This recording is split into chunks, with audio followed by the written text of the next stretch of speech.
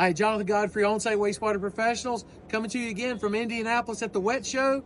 And I am here today with Blake with Alderon, and we've got a new control panel configuration. What's this one called? This is our go-to totalizer. Go-to totalizer.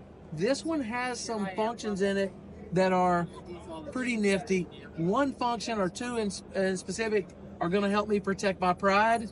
Make me look like a professional in this industry. Hopefully save you a little time. Save me time too. So we've all done this. We've gone out to sites before, and we were working on the pump, we're working on the system, and we set it in off, and we drive away. We're gonna actually get an alarm if it stays in off for a long period of time.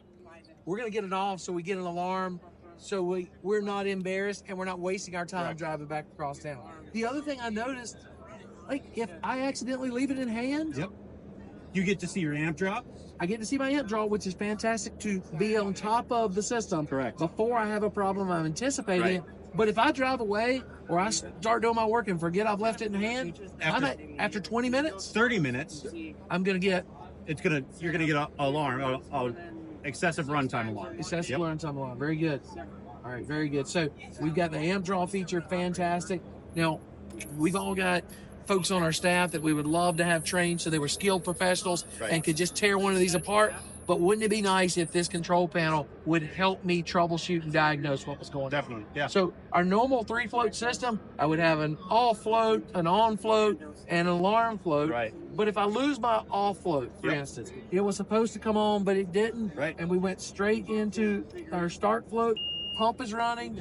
We immediately get alarm. Not only that, in the panel. Yep. It lets you know right here which float failed in the sequence.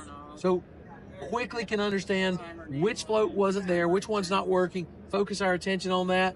Now, this is going to drop out. Now, I don't have a stop float right now.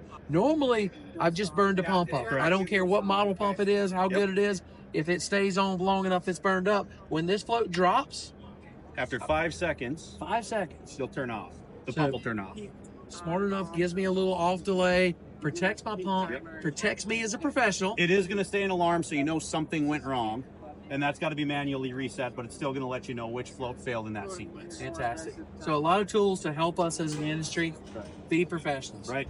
Blake, thank you very much for taking a second to talk to me. Appreciate your time, John. Yes, sir.